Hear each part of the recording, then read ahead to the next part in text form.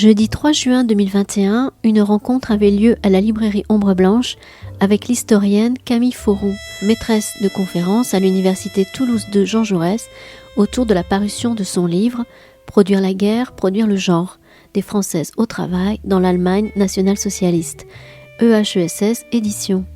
Le débat était animé par Olivier Loube.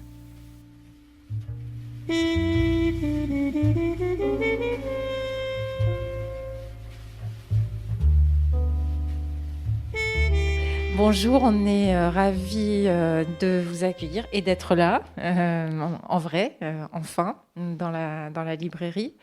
Et notamment, donc on remercie beaucoup d'avoir organisé cette rencontre, et en particulier pour accueillir Camille Fauroux autour de son très beau livre « Produire la guerre, produire le genre », qui est en fait issu de sa thèse. Donc Camille est historienne et ouais, c'est bien, et maîtresse de conférence à l'université Jean Jaurès. Donc tu as fait ta thèse avec Laura Lidens.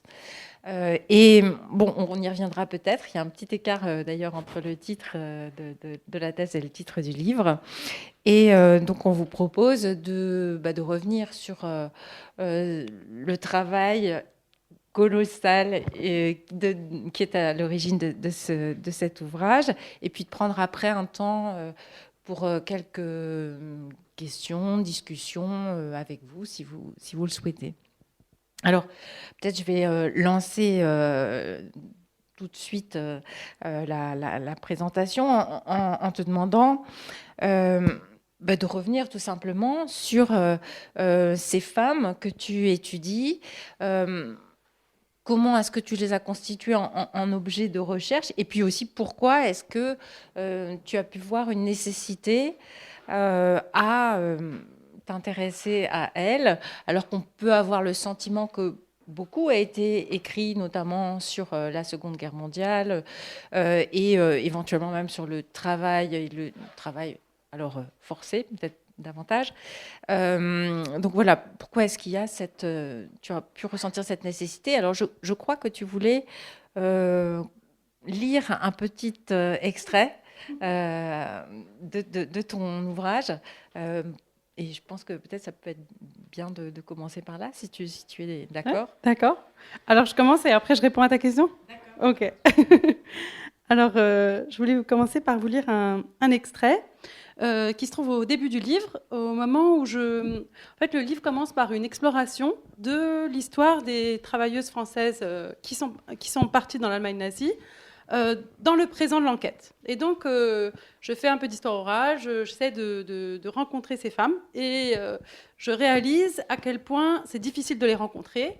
Et notamment, je réalise combien, en fait, il y a un silence autour de leur expérience, et qu'elles-mêmes, en fait, elles ont du mal à parler de leur expérience. Donc, je réalise d'une part que les gens ne connaissent pas cette histoire, et aussi que ces femmes, quand je les rencontre, eh bien, elles ne veulent pas parler de ce qui s'est passé. Donc, il y a un silence, et c'est à partir de ce silence que j'ouvre des questions. Voilà. Donc, je vais vous lire cette sorte d'introduction qui lance la suite du livre. Cette première exploration de la présence du passé dans le temps de l'enquête ouvre 3 énigmes que nous allons tenter de résoudre dans les pages qui vont suivre. Tout d'abord, elle révèle un oubli et un silence.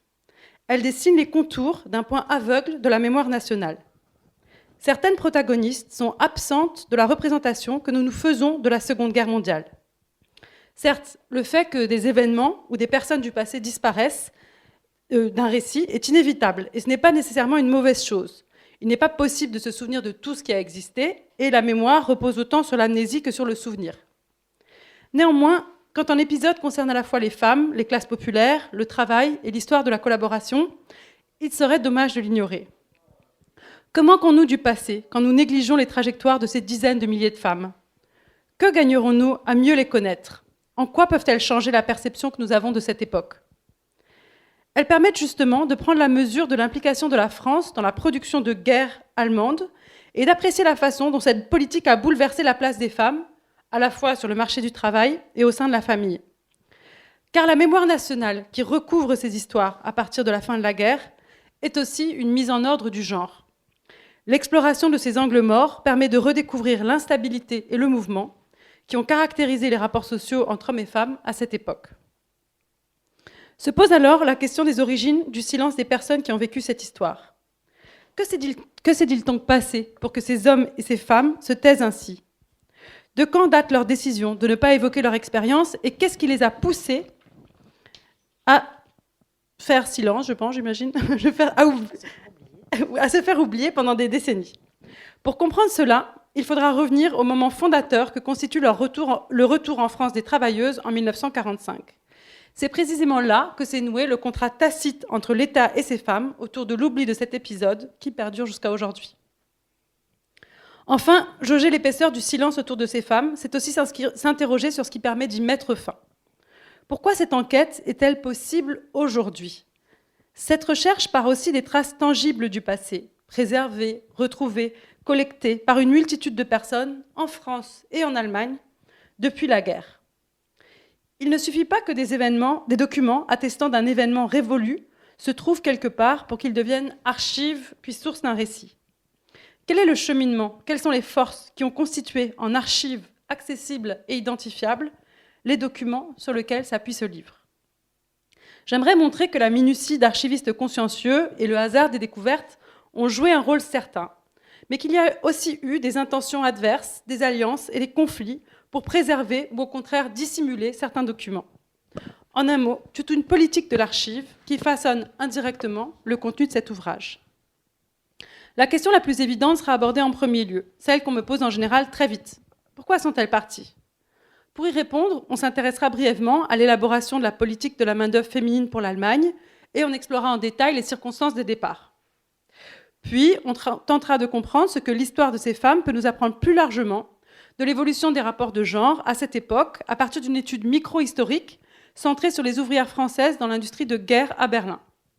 Le travail, les relations amoureuses et la maternité seront autant de points d'entrée pour étudier la vie quotidienne de ces femmes et prendre la mesure de l'intensité des changements qui la traversent. Enfin, une histoire du retour et de l'immédiat après-guerre s'attachera au destin de ces femmes à la fin de l'occupation et permettra de comprendre la naissance du silence autour de leur expérience. Régulièrement, au fil du texte, nous éclairons la façon dont tel ou tel ensemble de documents nous est parvenu, les péripéties successives qui lui ont permis de devenir une source pour cette étude, et cela nous amènera plus largement à approcher les politiques de l'archive, c'est-à-dire à saisir la façon dont des rapports de pouvoir changeants remanient sans cesse les traces lisibles du passé. Voilà. Alors, on voit bien que c'est à la fois une histoire du travail, une histoire du genre et une histoire de la mémoire. Les trois points que tu as travaillés et qui ressortent de là. Et c'est pour pénétrer dans cette histoire du travail, du genre et de la mémoire, il y a d'abord une histoire des étiquettes, des labels, des dénominations, des appellations, la façon dont les mots nous permettent de comprendre les réalités telles qu'elles se changent. Et il y a deux changements qui sont opérés par rapport à ton travail. D'une part, comment passe-t-on du titre d'une thèse qui s'appelait « Les travailleuses civiles de France » à un titre d'ouvrage qui s'appelle, en sous-titre, « Des Françaises au travail, le civil disparaît », mais même l'élision de tout adjectif, alors même que ce qui est dit à l'intérieur, c'est que ces femmes qui partent, qui sont quand même 80 000, enfin c'est un objet social important hein, que moi j'ai découvert. Oui, il y avait un oubli, en tout cas, il y avait une méconnaissance, et là, ces 80 000 femmes qui sont devenues des travailleuses en Allemagne, elles peuvent être appelées côté français des travailleuses volontaires, ce qui est en fait une étiquette infamante. J'en prends ton titre, on pourrait jouer sur le A qui serait EM pour dire infamante, mais elles sont aussi du côté, en revanche, allemand, appelées des travailleuses forcées. Alors, civiles, volontaires, forcées, qui sont ces femmes ? Oui, en fait, c'est toute la démarche de faire de l'histoire transnationale. C'est-à-dire que quand on va interroger une catégorie qui circule entre les frontières, on peut commencer à se demander comment elle est appelée de chaque côté de la frontière. Et, voilà. Et comme ce n'est pas la même chose, finalement, il a fallu venir avec un troisième terme. Et pour être plus concrète, en fait, ces femmes, elles étaient appelées en France, parce qu'elles ont été appelées comme ça par l'administration à partir de 1945, travailleuses volontaires, au motif qu'elles sont parties, non pas comme les STO contraints par la loi, mais qu'elles sont parties de leur plein gré. En même temps, dans l'historiographie allemande, elles sont appelées Zwangsarbeiterin, qui veut dire travailleuses forcées. Et ça, c'est un autre aspect de la réalité, qui n'est pas faux non plus, hein, qui est dû au fait qu'une fois dans le système du travail forcé des étrangers, vous êtes dans un système de contraintes très fort, qui fait que votre expérience quotidienne du travail, en fait, c'est l'expérience du travail forcé. Moi, mon idée, c'était de ne pas rabattre leur expérience sur un versant ou l'autre. Et donc, le terme de travailleuse civile, qui était un terme, en fait, qui existe, mais qui n'est pas tellement utilisé, mais enfin, qui existe déjà à l'époque, ça permettait d'interroger, justement, le fait que ces femmes parties, disons, de pas... ça permettait d'interroger le caractère volontaire ou forcé au début de l'enquête, hein, de dire on va voir. Et ben pour ça, il faut que je commence par prendre un terme neutre, et puis comme ça, je vais voir comment ça s'articule dans l'expérience. Bon, et la réponse, c'est un peu les deux, c'est-à-dire elles partent sur une base volontaire et elles se trouvent effectivement dans un système de travail forcé. Voilà, donc elles traversent ces deux zones. Oui, on pourra revenir un petit peu plus loin sur les contraintes, hein, justement, qui pèsent sur elles. Mais donc là, tu as évoqué le fait qu'il s'agissait d'une histoire du genre, sous un angle transnational, et donc qui par ailleurs s'intéresse à des silences de l'histoire, pour reprendre un peu les termes de Michel Perrault, que tu cites, je crois. Comment est-ce qu'on fait Comment est-ce qu'on fait cette histoire-là, et de quelle source tu as pu bénéficier ou que tu as pu construire d'ailleurs aussi, puisque tu utilises, et tu viens de le dire, les sources orales. Donc comment est-ce qu'on se débrouille pour travailler des deux côtés de la frontière, dans une histoire transnationale, du genre, du travail, de la mémoire. Donc on imagine qu'il y a un très large éventail de sources. Oui, effectivement, il y a un large éventail de sources. En fait, j'ai commencé par le plus simple. Je suis allée à Caen. Et à Caen, il y a un centre qui s'appelle le Bureau des victimes des conflits contemporains, où on va trouver des dossiers sur toutes les personnes qui sont allées en Allemagne pendant la guerre, que ce soit des prisonniers de guerre, des déportés, etc. Et là, on a les archives, en fait, côté français, mais avec des dossiers individuels. Donc j'ai commencé par ça. Ça m'a permis de faire une base de données assez solide avec... Quelle ampleur justement. 1009 dossiers, Ah ouais. voilà. C'était parce que ça m'a permis d'avoir quelque chose de solide, de faire des stats, de savoir qui elles étaient. Et ensuite, j'ai regardé les archives des négociations franco-allemandes, donc ça c'est à Paris. Et puis finalement, je me suis dit qu'il fallait vraiment approcher leur quotidien et qu'en restant à cette distance finalement des négociations, je ne savais toujours pas ce qui s'était passé. Et donc là, je suis allée à Berlin et c'était bien parce qu'il y a entre un quart et un tiers des Françaises qui se trouvent à Berlin, donc ça allait bien. Elles travaillent en général dans l'industrie de guerre, donc je me suis concentrée là-dessus. Et j'ai mélangé des archives judiciaires et policières et des archives d'entreprise pour approcher leur quotidien dans l'industrie électrotechnique à Berlin. Voilà, qui est un secteur de pointe en fait, de l'industrie de guerre à l'époque. Je crois que tu voulais lire un petit extrait, non, sur les Sur archives de Siemens. Ah oui, ouais. Parce que ça, pour ceux qui lisent ton livre, on est habitué à avoir des archives de type administratif d'État. On est habitué à avoir des archives privées. Mais alors, en revanche, approcher cette réalité-là à travers des archives d'entreprise pendant la guerre, c'est quand même, tu vois, pour moi, comme historien, c'était quelque chose de particulièrement... Et ça m'étonne pas que tu aies choisi de parler de ce type d'archives pour mettre en relief ce qu'il peut y avoir de plus neuf pour cette approche-là dans ton travail. Voilà. Oui, et là, en fait, en présentant ces archives, j'essaie justement de parler de cette politique des archives, de ces politiques de l'archive, justement parce qu'en fait, les archives d'entreprise auxquelles j'ai eu accès, pendant très longtemps, personne n'y a eu accès, parce que c'était beaucoup trop sensible pour Siemens de laisser des historiens, des historiennes rechercher la façon dont il avait employé de la main-d'œuvre contrainte, déportée, etc. Et en même temps, au moment où je suis arrivée, il y avait eu une telle mobilisation d'anciens travailleurs forcés qui étaient passés vraiment par des processus de... comment dire, des procès, un processus politique, finalement une reconnaissance de l'État allemand, enfin vraiment quelque chose de monumental, qui a fait qu'à ce moment-là, j'ai pu accéder aux archives. Et c'est ça que je vais vous parler. Les archives de Siemens, un fonds ouvert à la suite de lutte pour les réparations. Il y a quelques années, je n'aurais tout simplement pas pu consulter les archives de Siemens, car l'accès en était très restreint. Cependant, là aussi, sous la pression des mobilisations, la firme a fini par ouvrir ses portes aux historiens. Les archives de Siemens ont été, dès 1945, un enjeu très important pour l'entreprise qui craignait de devoir faire face à des poursuites judiciaires. La structure du fonds lui-même, ce qui a été conservé comme ce qui a disparu, est marquée par le travail de mémoire de Siemens, par ses efforts pour diffuser une version favorable de son passé. En effet, dès la fin de la guerre, l'entreprise s'est appuyée sur ces documents pour produire un mémorandum sur son action sous le national-socialisme, dans le but de se dédouaner face à d'éventuelles accusations. La question du travail des Juifs et des ouvriers étrangers est un point déjà particulièrement sensible à cette époque.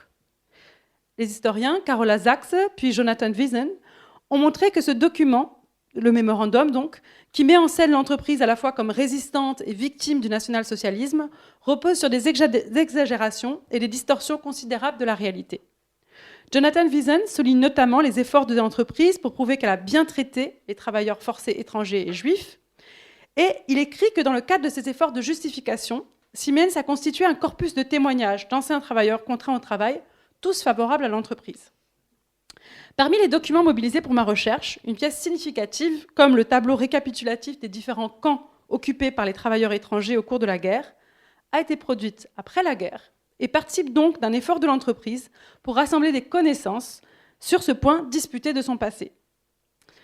Un autre document plus étonnant, comme cette pétition d'ouvrières françaises pour le maintien en poste d'une directrice de camp, particulièrement appréciée des résidentes, pourrait avoir bien été présenté dans la même perspective de justification. Mais à l'évidence, cette démarche a aussi concouru à façonner les archives en négatif, par l'absence et la destruction d'autres traces, même si cet aspect est plus difficile à établir. Les documents trouvés chez Siemens sur le travail des Françaises ont souvent un caractère général. Il s'agit par exemple de directives sur la discipline. Peu de traces permettent d'illustrer des relations entre l'entreprise et les travailleuses à l'échelle d'une usine, au niveau où la violence de la contrainte peut se lire dans tous ses détails. Dans le corpus de cette étude, les exemples les plus significatifs à cet égard ne proviennent pas des archives de Siemens, mais plutôt de celles d'AEG, qui est une autre entreprise que j'utilise, qui documente par exemple la façon dont l'entreprise s'appuie sur la Gestapo pour soumettre les ouvrières. Les dégâts liés à la guerre ont certainement joué un rôle important dans l'absence de ce type de documents. Cependant, Jonathan Wiesen montre que le travail de mémoire passe aussi par la destruction des traces embarrassantes. En effet, il écrit qu'en avril 1945, alors que l'armée soviétique approche de Siemensstadt, les employés affolés brûlent les portraits d'Hitler affichés au mur du siège de l'entreprise. Cet épisode suggère que d'autres documents ont pu être détruits intentionnellement par la firme pour éliminer des traces de complicité avec le national-socialisme. Longtemps, le seul texte sur l'histoire du travail forcé chez Siemens pendant la Seconde Guerre mondiale était la version écrite par l'archiviste de la maison, comme c'est souvent le cas dans les histoires d'entreprise. Souvent, il y a une seule personne qui a accès. Les autres historiens devaient quant à eux se contenter d'un accès très limité au fond. En 1991, Carola Sachs, qui enquête sur le travail forcé chez Siemens, souligne que les rares documents qu'on lui laisse consulter contiennent si peu d'informations qu'elle doit finalement s'appuyer sur d'autres fonds. Elle relève les pressions dont elle fait l'objet de la part de l'entreprise quand elle veut mettre en cause Siemens dans un article, et elle explique aussi qu'elle avait dû s'engager par écrit à faire relire tout document publié à partir des archives de l'entreprise. En janvier 2013, quand moi j'arrive aux archives, l'archiviste m'a expliqué que 3 ans auparavant, le conseil d'administration avait choisi de prendre un tournant radical dans sa politique d'archives et d'ouvrir largement ses fonds aux historiens. Cette décision a fait suite au recensement systématique des fonds effectué en vue de l'indemnisation, effectué dans le cadre de cet grand accord de réparation. Il m'a précisé qu'aucun historien n'avait jamais posé les yeux sur certains documents que j'allais consulter. Le contraste est donc important entre les conditions de travail de Carola Sachs, quelques 20 ans plus tôt, et les conditions dans lesquelles j'ai été accueillie. Les luttes pour l'indemnisation, notamment parce qu'elles reposent sur la production de preuves écrites, ont eu, entre autres conséquences, de pousser l'entreprise à ouvrir ses archives. Alors là, on voit bien, avec la façon dont tu le projettes, nous le fait partager plutôt, combien, d'abord, c'est une chance générationnelle de pouvoir accéder à ces archives, qui correspond à une évolution de l'histoire de l'Allemagne elle-même, bien sûr, mais combien aussi, pour traiter de ces archives, dans ton écriture, tu dis que c'est toi et tu emploies le je, tu emploies le moi, etc. C'est une écriture de l'histoire que vous retrouverez tout le long de ce document, qui est une écriture dans laquelle on voit l'historienne à l'œuvre, nous disant pourquoi elle œuvre, et le faisant peut-être, alors ça c'est ma question, parce qu'il y a là une émotion dont il faut tenir compte. Et je pense en particulier à un passage de ton livre où, page 41 et 42, tu évoques une rencontre qui s'était déroulée entre Philippe Artière, mais aussi Arlette Farge et Pierre Laborie, autour justement de cette question de l'émotion dans l'écriture de l'histoire, et où Philippe Artière disait... à propos des autobiographies, alors là c'est encore une autre des matières que tu mobilises, mais il disait, ce type de matériau demande beaucoup de temps pour que la buée de l'émotion se dissipe. Est-ce qu'utiliser le jeu permet de faire avec la buée de l'émotion ? Effectivement, c'est la question de l'émotion, c'est la question de la subjectivité qui est en jeu. Et en fait, ça vient d'une réflexion... c'est une réflexion plus large qu'il y a dans les études sur le genre, dans les études féministes, sur l'idée qu'on doit donner à voir la façon dont le savoir est produit. Et que la meilleure objectivité, c'est pas d'essayer d'atteindre une position de neutralité, donc par exemple de faire abstraction de ses émotions, mais plutôt de permettre au lecteur, à la lectrice, de savoir qui écrit, comment, avec quel rapport aux archives, comment il ou elle a été reçu ici, reçu là, voilà, donner plus d'éléments possibles sur la façon dont le savoir est produit, pour éviter de participer à l'illusion d'une neutralité, mais plutôt de donner à voir la façon dont l'écriture de l'histoire se fait et permettre à la personne qui lit de juger de la façon dont elle veut recevoir ce texte. C'est d'autant plus présent ici que tu as certes des archives d'entreprise, des archives administratives, etc., mais tu as aussi les sources orales, et des entretiens avec en particulier des femmes, hein, mais qui ont, pour lesquelles il y a un véritable enjeu, y compris émotionnel, à revenir sur leur passé, sur des années qui ont été souvent tues. Je me demandais justement comment s'étaient déroulés ces entretiens, comment aussi est-ce que tu as fait le choix de la sélection de ce que tu rapportes dans l'ouvrage, notamment la partie où il y a les 4 parcours, hein, en quelque sorte, Ginette, Gisèle, Simone et Hubert, je crois. Voilà, donc... quelle est cette place-là, justement, du rapport de la chercheuse à son terrain, à ses sources orales ? Oui, ben, c'est un rapport de difficulté, en fait. Vraiment, c'était ça. Et là encore, je pense que ça permet le raconter, ça permet de comprendre la place de cette histoire dans notre présent. Et ben, c'est justement le fait que, déjà, je rencontre très, très peu de gens qui connaissent quelqu'un dont la grand-mère, la grand-tante serait partie travailler en Allemagne. Voilà. Je rencontre très, très rarement. Et quand j'en rencontre, en général, j'ai beaucoup de mal à ce qu'on me laisse accéder à cette personne. Et comme ce sont des personnes assez âgées, eh bien, moi, je ne les croise pas dans mon quotidien. Donc, souvent, je rencontre leurs enfants, leurs petits-enfants. Et là, il faut qu'on me laisse accéder à la grande-tante ou à la grand-mère. Et ça m'a pris des mois. Donc parfois ça a réussi, parfois ça s'est interrompu au dernier moment parce qu'en fait la dame avait peur que son mari avait peur que le village soit au courant, donc voilà, finalement on ne peut plus me parler. Et parfois aussi j'ai été par exemple interrogée par des gens qui avaient une histoire dans leur famille, ils ne voulaient surtout pas m'en parler, mais si jamais je pouvais les renseigner et leur raconter à quel point ce cas était peut-être général ou partagé. Voilà. Mais voilà, après, ils se retiraient dès que c'était à mon tour de leur poser des questions. Donc tout ça, ça m'a donné vraiment la mesure du fait que c'était un secret au contour flou. Parfois, c'est des secrets quasiment individuels. Parfois, il y a des bribes de savoir qui se promènent dans la famille. Et on m'introduit, dans un cas, on m'introduit justement pour essayer de faire circuler la connaissance. Que moi, j'aide, je suis comme un cheval de Troie qui va aider la famille à comprendre ce qui s'est passé. Voilà. Et par contraste, ce qui m'a beaucoup intéressée, c'est pour ça que je l'ai mis en regard, c'était l'histoire d'une travailleuse qui, finalement, allait s'installer en Allemagne après la guerre. Et elle, au contraire, alors elle voulait pas vraiment me parler à moi, la jeune femme venue de France, mais par contre, tout le village est au courant. Parce qu'en Allemagne, c'était pas particulièrement honteux, ça rentrait dans une histoire d'une femme qui avait épousé pendant la guerre, qui avait rencontré un soldat et qui l'avait épousé. Donc voilà, c'est là en passant la frontière que je vois que la mémoire nationale pèse différemment sur les histoires familiales de part et d'autre. Voilà. Oui, c'est sûr que du côté allemand, le lieu déculpabilise. C'est-à-dire que vu du côté français, on est dans une collaboration possible, et on y reviendra, en plus concernant des femmes, nécessairement horizontale. Parce qu'en plus, il y a tous ceux qui s'attachent à ce type de collaboration. Et d'un côté allemand, évidemment, le mot même de forcer dit bien que ça peut rentrer dans une catégorie acceptable pour poursuivre une vie et s'intégrer dans une communauté. Alors justement, moi je trouve, et on a trouvé en lisant ton livre, que ce qui était remarquable, c'est qu'à la fois, enfin, il y a la difficulté de faire cette histoire parce que les gens ne vont pas se confier, ou produire des récits qui sont des récits attendus et justificateur de parcours, mais il y a aussi la chance des archives et les réseaux amicaux de chercheurs et de chercheuses qui permettent d'avoir, comme dans le cas de ce couple particulier que le couple Hubert et Janine, 3 temps d'un récit que tu détricotes en fait pour essayer de comprendre ce qui s'est vraiment passé. Alors, moi, volontairement, j'en parle sans entrer dans le détail, mais qui sont Hubert et Janine, et Bibi, qui est quand même liée à cette histoire-là. Et pourquoi est-ce qu'on a là 3 récits qui nécessairement doivent être éclairés par un 4e récit qui est le tien?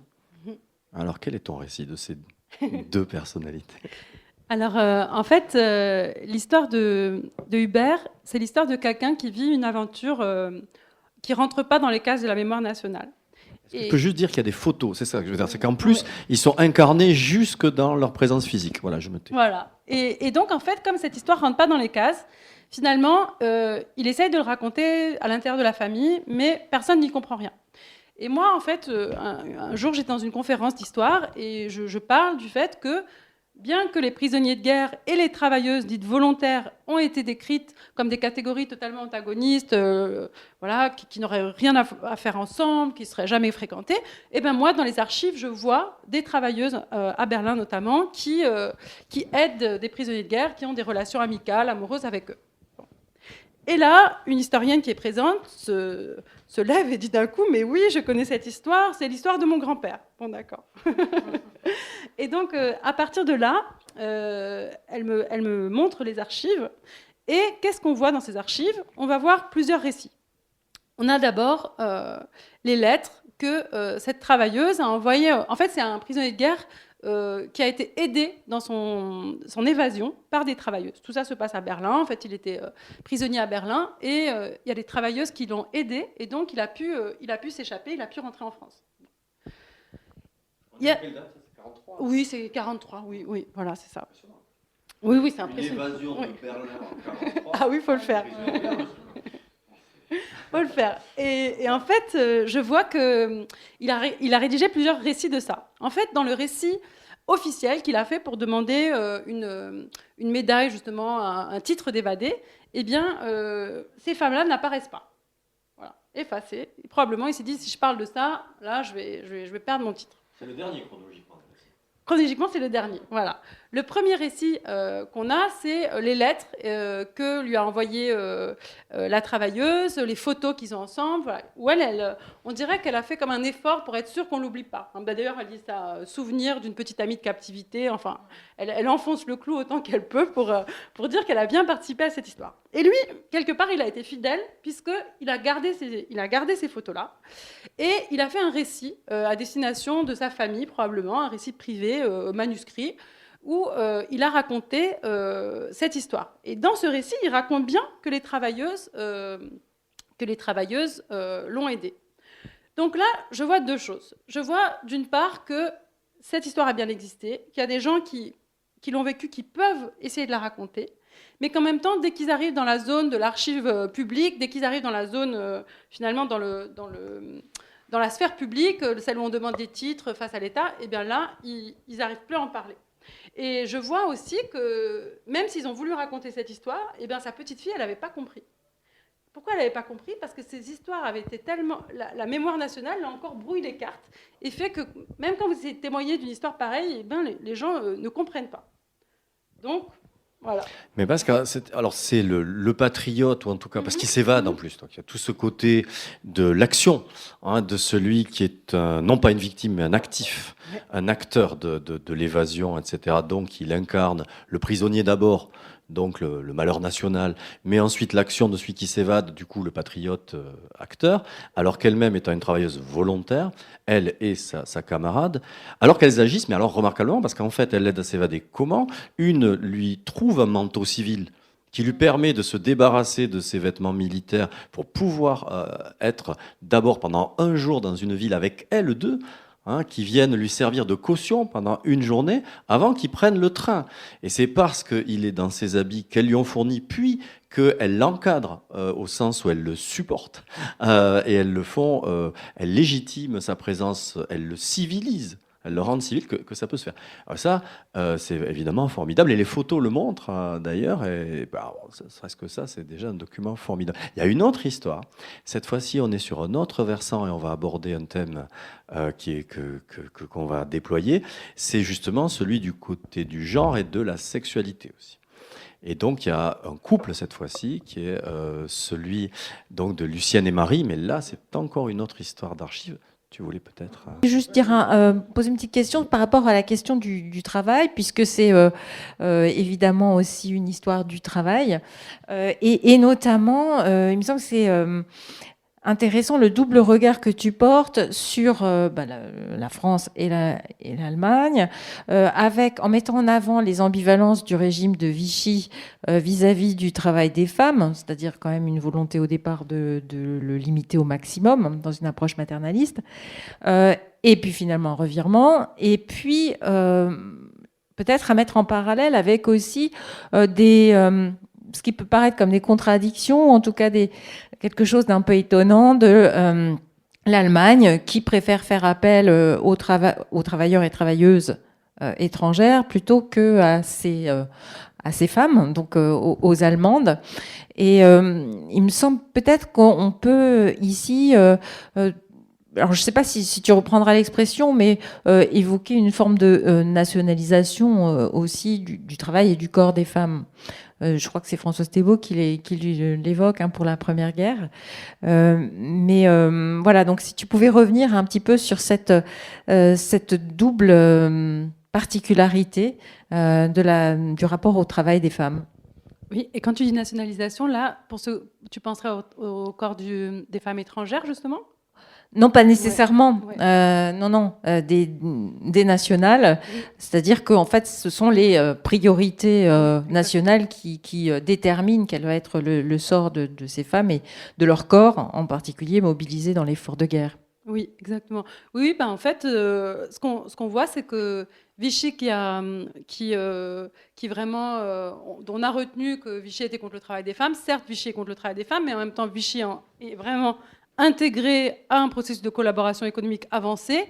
Et donc, du coup, ça veut dire aussi à un moment de laisser partir des femmes en Allemagne, et même des femmes mineures, parce qu'il y en a beaucoup qui sont mineures, et des femmes qui vont être très éloignées de leur famille, en fait, quelque chose de complètement, une contradiction forte. Et c'est pour ça que Vichy ne s'en vante pas tellement, en fait, que c'est très peu visible dans la propagande à l'époque. Et après, j'essaie de regarder cette histoire du point de vue de l'Allemagne nazie, en me disant, mais l'Allemagne nazie est aussi... je croyais que l'Allemagne nazie aussi était contre le travail des femmes, mais en fait, c'est pas vraiment ça. En fait, justement, là encore, il faut croiser ça avec la question du racisme. Et femme, ça ne veut pas dire la même chose quand on parle d'une femme étrangère, d'une femme aryenne, entre guillemets, évidemment d'une femme juive. Donc en fait, c'est tout ça qui se joue. Et on va dire qu'au contraire, ils n'ont aucune retenue à user du travail des femmes étrangères, et massivement, puisque pour les Polonaises, les Russes, c'est vraiment des millions de femmes, du moment qu'on va pouvoir préserver la place au foyer de celle qui compte. Et celle qui compte, c'est une question raciale, en fait. Donc, c'est la femme allemande. Donc, il y a comme un rapport racial, en fait. On a l'habitude de penser que le travail, dans les politiques du travail des femmes, il est divisé entre hommes et femmes. Vous voyez, c'est souvent ça, on dirait les hommes au front, les femmes à l'usine, tout ça. C'est vrai, mais là, ce qu'on voit, c'est que c'est encore compliqué par un rapport de race. Et donc là, dans un rapport de race entre femmes, finalement, plus on est haut, plus on a le droit et le devoir et l'obligation de rester à la maison et d'avoir des enfants, et plus on est bas, plus au contraire, on doit faire du travail, même du travail dur, du travail, des postes salissants, dangereux, etc., comme ceux qu'on donne aux femmes russes. Et elles, au contraire, elles n'ont pas le droit d'avoir d'enfants. Donc en fait, c'est plutôt un partage aussi entre femmes par la race. Tu montres une hiérarchie d'ailleurs dans le traitement des enfants de ces femmes. Oui. C'est ce que Isabelle me disait juste avant, et c'est stupéfiant combien ce gradient de la race, il est en action, y compris pour le traitement des enfants des femmes travailleuses étrangères. Et alors, quelle est cette gradation ? La gradation, en fait, c'est les femmes allemandes très bien traitées, et ensuite, à l'intérieur des étrangères, on va avoir des différences. Donc, par exemple, si vous êtes néerlandaise, là, c'est vraiment norvégienne, tout ça, voilà, ça c'est très haut. Ensuite, vous allez avoir les françaises, les belges, les italiennes peut-être, et ensuite, vous allez trouver les femmes d'Europe de l'Est, les russes, les polonaises. Et donc, les françaises sont, vous voyez, un peu dans une catégorie intermédiaire, ça veut dire qu'elles n'ont pas le droit d'avorter. Mais par contre, leurs enfants vont être pris en charge dans des établissements spéciaux où il n'y a que des Françaises et des Belges, en gros, et où en fait, on voit en tout cas, moi, l'exemple que j'ai vu pour Siemens, ça se passe finalement pas très bien. Elles sont de plus en plus éloignées de leurs enfants, il y a un taux de mortalité des enfants qui est élevé, etc. Mais par rapport au sort des enfants des femmes russes ou polonaises, où là, c'est vraiment des mouroirs, il y a des avortements forcés, vous voyez, ça n'a rien à voir. Donc la race partage l'assignation au travail et l'assignation à la maternité, et je dirais de façon, ils fonctionnent très très bien ensemble, quoi. Et quelle est la place des pères dans cette... Les pères, oui. Ouais. Les pères, en fait, je dirais que les travailleuses sont construites comme des mères célibataires. Voilà, c'est-à-dire que la place dans ce système, c'est justement, ils ne vont pas faire famille, ces Français, ces étrangers, parce que ça serait... Vous imaginez bien que dans le projet nazi de pureté du sang, l'Allemagne aux Allemands, etc., c'est une contradiction forte, en fait, de faire venir tous ces gens. Donc, ils font venir 7,5 millions d'étrangers, mais on va essayer d'avoir leurs bras et pas leur corps. On va essayer qu'ils soient que des travailleurs, ce qui est en soi, c'est pas évident. Et donc, du coup, l'outil pour ça, c'est le camp, puisque le camp permet d'héberger séparément les hommes et les femmes. Donc déjà, on sépare les familles. Et puis, s'il y a des enfants, au début, on renvoie les femmes. Voilà. Et puis après, on se dit, on a vraiment besoin de leur force de travail. Donc, on va héberger les enfants, mais on va mettre les enfants avec les mères dans des camps spéciaux. Voilà, des camps mère-enfant. Et donc, qu'est-ce que la question ? Et donc l'homme, le père. Le père, voilà. Donc le père, en fait, ce qui est intéressant, c'est que les Françaises, on voit que elles essayent de garder ces liens avec les pères, mais que c'est pas évident du tout, parce que déjà l'entreprise reconnaît pas ces liens. Mais on voit par exemple à propos des rumeurs, j'ai remarqué ça dans les rumeurs qui courent sur les mauvais traitements des enfants français, eh bien ces rumeurs sont notamment relayées par les pères dans les camps qui interpellent l'entreprise. Donc ça veut dire que voilà, à plusieurs, même espacés de dizaines de kilomètres, eh bien les pères s'y intéressent, ils essaient de s'en mêler. Mais c'est des relations fragiles en fait, hein, et du coup à la fin de la guerre, souvent ça tient pas. C'est intéressant aussi ce que tu dis, parce que tu abordes la question des enfants des femmes travailleuses une fois qu'elles sont en Allemagne, mais aussi des enfants qu'elles laissent. Et là, pour le coup, comment est-ce que ça se combine avec le départ de ces femmes qui laissent parfois des familles nombreuses, enfin des enfants nombreux? Oui, exactement. Il y en a un grand nombre qui laissent des enfants derrière elles, même si elles sont jeunes. Voilà, il y en a qui ont déjà des enfants. Et dans ce cas-là, ça veut dire qu'elles peuvent juste les voir quand elles ont des permissions, qu'elles peuvent juste leur écrire des lettres. Au début, ce qui est prévu, c'est ça, c'est qu'elles vont leur écrire des lettres, et puis voilà. Et alors parfois, quand il y a des grands-enfants, qui essayent de venir avec leurs parents. Enfin, c'est pas évident de maîtriser tout ça. Voilà. Ouais. Il y a des photos d'ailleurs de l'entreprise pour montrer les travailleuses en train d'écrire, etc. Photos, bien sûr, de propagande. Et ce que tu disais sur le lieu, alors là c'est passionnant. Je sais que tu as un extrait que tu souhaitais nous lire, mais parce qu'en fait, dans ce lieu qui est un lieu de travail, c'est aussi un lieu d'hébergement. Mais ces femmes ne sont pas prisonnières. Simplement, elles le sont d'un périmètre. c'est quoi le Grand Berlin, c'est-à-dire elles peuvent bouger. Et du coup, ce sont les abords du lieu. Ça, c'est passionnant, vraiment passionnant. Il y a le lieu de l'hébergement qui, lui, est contrôlé par des gens qui sont payés par l'entreprise. Et lorsque c'est plus compliqué, là, on fait appel peut-être à la Gestapo pour des contrôles, cette fois-ci, de type policier, beaucoup plus intenses. Mais sinon, c'est l'entreprise quand même qui gère leur vie constamment. C'est pas l'appareil d'État allemand qui s'en occupe directement, c'est l'appareil de production qui s'en occupe. Et cet appareil de production laisse quand même aux abords des lieux, tu parles du rôle des escaliers, y compris à l'intérieur de ces logements.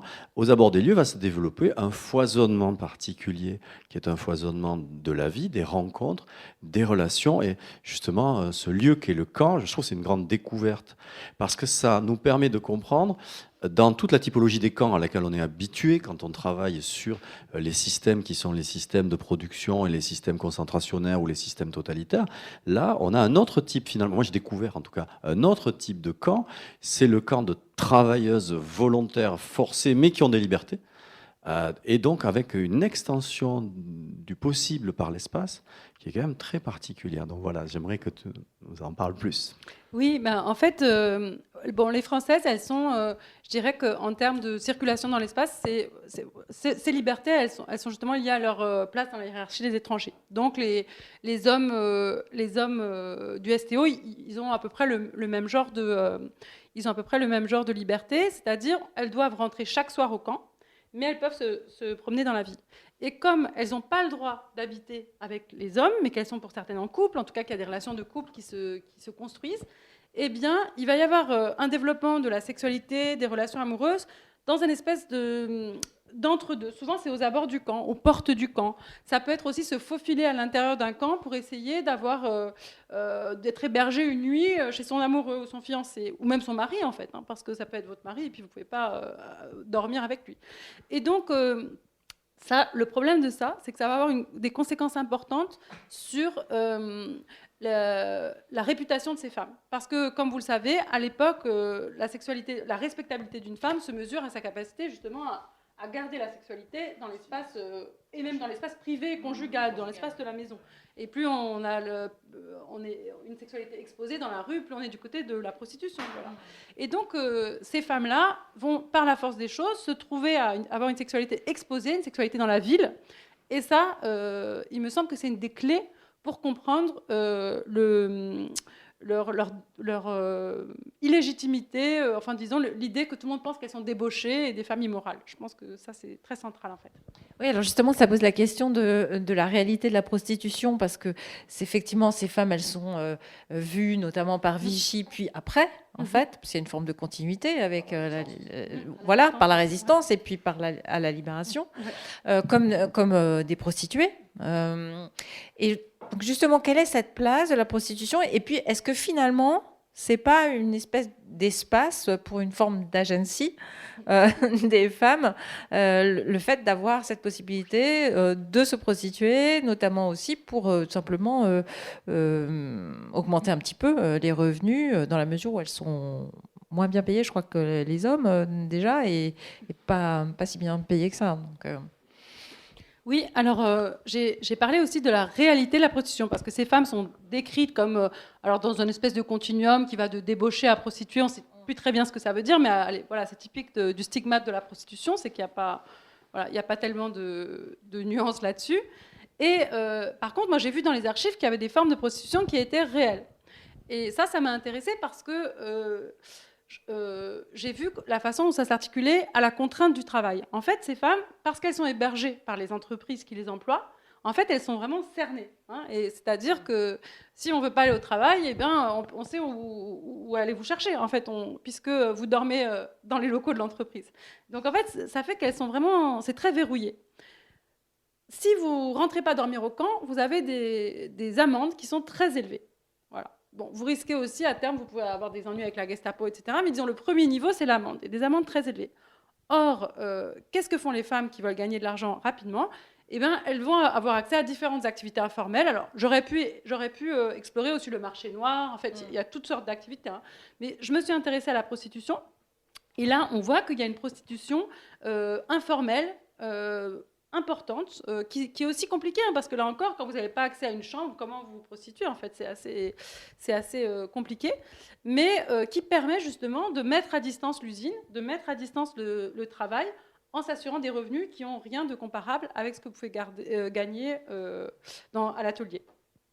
Voilà. Ah oui, c'est vraiment typique de ces acteurs dans les systèmes, hein, qui utilisent les possibles qui leur sont fournis, possibles justement. Mais alors là, il y a aussi un domaine dans lequel tu as travaillé, avec ce cas dont je parlais tout à l'heure, sur lequel j'aimerais revenir, qui est celui de Lucienne et Marie, parce que c'est quand même 6 pages dans le livre, hein, avec un très beau dossier.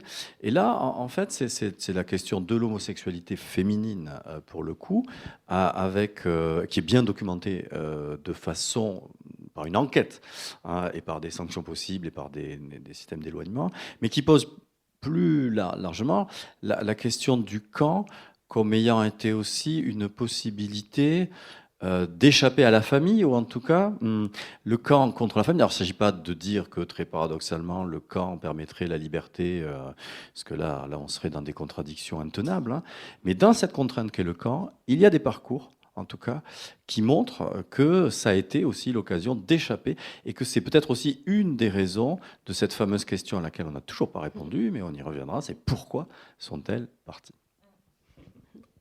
Eh bien, effectivement, ce qui est intéressant avec le camp, c'est que il abolit un des espaces centraux de la construction de la féminité, qui est la famille, le foyer. Et là, il n'y a plus ça. Et donc, quand je parle des bouleversements du genre, de la façon dont la guerre va vraiment bouleverser le genre, là, je trouve qu'on a un angle très fort, c'est que voilà, il n'y a plus de maison. Et ces femmes qui sont hébergées entre elles, ce qui est intéressant, c'est de voir que, du coup, elles vont avoir une intimité très forte. Et ça se retrouve pas seulement dans l'homosexualité, en fait, ça se retrouve aussi dans des amitiés, l'espèce de clique, on dirait des adolescentes, en fait. Sauf qu'il y en a une qui est veuve, l'autre qui est mariée, et la dernière qui a 16 ans. Voilà. Et elles sont en équipe ensemble et inséparables. Voilà, des choses un peu étonnantes. Et ça, en général, ce sont justement des femmes qui sont logées dans la même chambre et qui, du coup, passent en fait leur journée et leur nuit ensemble. Donc ça crée des espèces de proximité très, très étonnantes en fait chez ces femmes-là, qu'on va retrouver, que je retrouve en fait dans différentes scènes, que je retrouve quand il y a des grèves, que je retrouve quand il y a des protestations autour du mauvais traitement des enfants. Voilà, on va trouver ou même quand il y a des scènes de séduction, on va faire des rencontres ensemble de prisonniers de guerre par exemple. Voilà, des espèces d'équipes comme ça. Et ça va aussi permettre en fait à des femmes qui sont engagées dans des relations hétérosexuelles parce qu'elles sont par exemple mariées de renouer avec d'autres versants de leur trajectoire qui étaient des relations avec des femmes. Et donc en fait ce que j'ai trouvé dans les archives, c'est l'histoire de femmes qui ont des relations, en fait des femmes qui ont une relation amoureuse à l'intérieur du camp. Et on comprend bien que c'est justement parce qu'elles sont dans le camp que c'est possible. Parce que l'une était mariée, alors mariée malheureuse, mariée mal mariée, c'est Lucienne, voilà. Mais en fait, voilà, c'est vraiment parce que tout d'un coup, il y a cet entre-soi que cette relation est possible. Mais en même temps, vous savez qu'il y a quand même des débats importants sur ça, pour savoir dans quelle mesure les relations lesbiennes étaient tolérées dans l'Allemagne nazie, puisque voilà, il n'y a pas un paragraphe contre les lesbiennes comme il y a contre les homosexuels, etc. Mais enfin, on sait quand même qu'il y a des formes de persécution. Là, je me suis dit, c'est l'occasion d'interroger ça. Et en fait, ce qui est très intéressant, c'est de voir que en réalité, voilà, c'est pas toléré. C'est-à-dire que l'entreprise, puis la police s'en mêle. Alors certes, ils n'ont pas un paragraphe sous la main, mais enfin, ils s'arrangent bien pour que ça s'arrête. Et comme ils contrôlent la maison et le travail, ben, ils ont quand même des moyens assez sérieux. Ouais. Alors, peut-être qu'on va prendre une dernière question. Ouais, poser une dernière question. Mais simplement, la question que tu évoquais, Olivier, à laquelle on n'a toujours pas répondu, c'est pourquoi est-ce qu'elles partent ? Voilà. Effectivement, il y a tout un très beau chapitre avec un titre sur les équilibristes et casse-cou. Et donc, justement, quelle est cette... Enfin, je sais pas, pourquoi est-ce que tu as utilisé le terme d'équilibriste, d'abord ? Et puis, aussi, il me semble que dans le texte, tu évoques une logique de préservation. Et peut-être tu peux revenir un petit peu là-dessus et montrer aussi... Enfin, dire un peu ce que tu penses des volontés de rupture, parce que dans la logique de préservation, on est plutôt dans quelque chose d'une continuité, mais il y a aussi effectivement des désirs de rupture que tu peux avoir évoqué là avec la question des sexualités aussi. Mais... Oui, en fait, la question là, c'est qu'est-ce que le système du travail arrive à capter en France? Quelle énergie il capte chez les gens? Quel désir il capte qui lui permet d'attirer cette main-d'œuvre?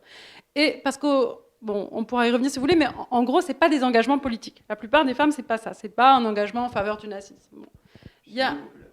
C'est des milieux populaires et à un moment, il y a cette décision. Et finalement, j'ai l'impression qu'il y avait deux profils. Il y a des femmes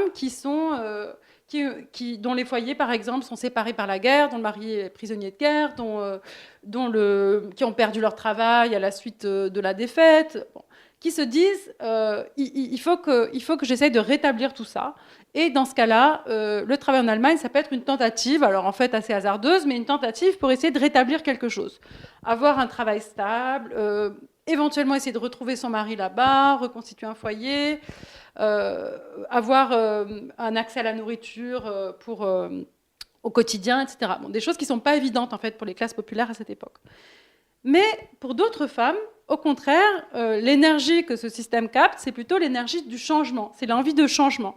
Et ça, c'est important parce que quand on réfléchit à la collaboration en général, on a souvent l'impression que la collaboration, ce qu'elle capte, c'est des désirs... Olivier Viorca, il parle d'opportunisme. Alors, ça serait des désirs peut-être de s'enrichir, de profiter, etc. Là, c'est quand même quelque chose d'un petit peu différent. C'est-à-dire qu'on a des femmes, par exemple, qui sont très fâchées avec leurs parents et qui ne peuvent pas partir de chez elles. Bon, le travail en Allemagne offre cette possibilité. Des femmes qui voudraient divorcer, mais qui ne peuvent pas. Le travail en Allemagne offre cette possibilité. Et là, c'est pour ça que je parle de casse-cou, hein, parce qu'il y a chez certaines, elles disent après coup, je suis partie sur un coup de tête, j'ai pris la décision en 1 minute, vous voyez. Donc on a cette envie de saisir une occasion qui, en fait, ne correspond à rien dans la réalité. C'est quelque chose qu'on ne pourrait pas avoir par ailleurs, quoi. Voilà. Il me semble qu'il y a une mère qui organise le départ de sa fille, non, dans ce que tu... Ça, c'est quand même assez particulier comme situation. Oui, ça, il y a une mère qui... alors là, par contre, c'est dans les cas que j'ai vus d'engagement politique, hein, les gens qui sont jugés à la Libération. Là, on a des espèces de trajectoires où les femmes n'y vont pas, mais elles envoient leur grande fille. Ça, il y en a une qui est jugée pour ça à la fin de la guerre. Ça vous a pas donné envie de le dire. Merci beaucoup, Camille. Merci. Et merci Ombre Blanche de nous accueillir une fois de plus. Ça.